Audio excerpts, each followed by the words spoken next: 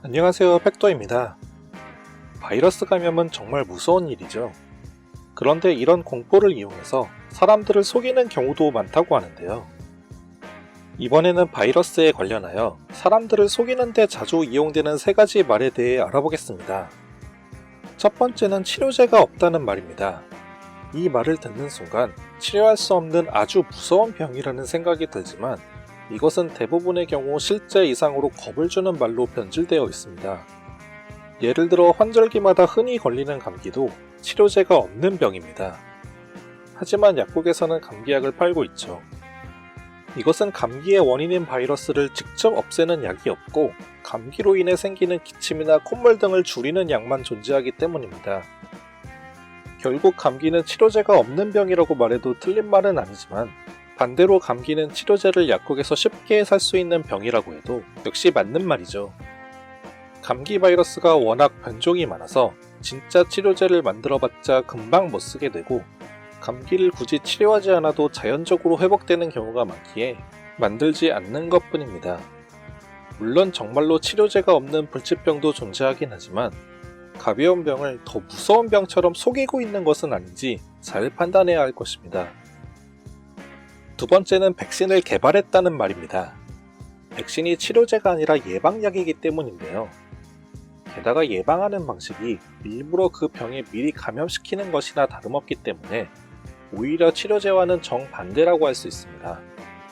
하지만 백신이 개발되었다고 하면 마치 인류가 그 병을 정복한 것처럼 느껴지기 때문에 사람들을 속이는 용도로 많이 쓰이는 것입니다.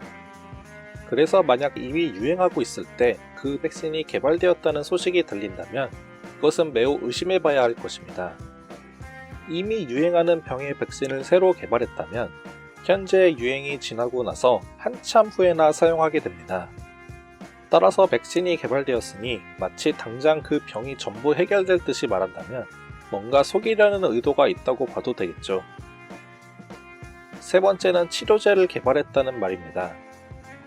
백신과 같이 예방약에 불과한 것이 아니라 실제로 치료제를 개발했다는 말조차도 조심해야 된다는 것인데요. 조금 전에 첫 번째에서 나온 것처럼 단지 증상만 줄이는 치료제가 아닌지 확인하는 것뿐만 아니라 또한 당장 사용이 가능한 약인지도 확인해야 합니다. 만약 이미 위험한 상황은 발생해 있는데 한참 후에나 사용이 가능한 약에 대한 소식이 나온다면 역시 의심할 만하죠. 그리고 바이러스로 인한 병에 한정한다면 항바이러스제라는 단어가 참 중요한데요.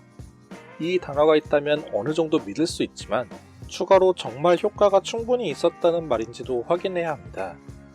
중요한 해당 바이러스 이름을 정확히 언급하지 않고 마치 수많은 바이러스 치료에 전부 도움이 된다는 식이거나 비슷한 예전에 나온 다른 바이러스 치료제를 사용해보고 자연 치유일지도 모르는 몇 번 안되는 사례만 가지고 효과가 있었다고 한다거나 심지어 효과가 예상된다는 식으로만 표현했다면 매우 조심해야 할 것입니다. 혼란한 때일수록 좋지 않은 목적을 가진 사람들에게 이용당하지 않도록 더욱 조심해야겠습니다.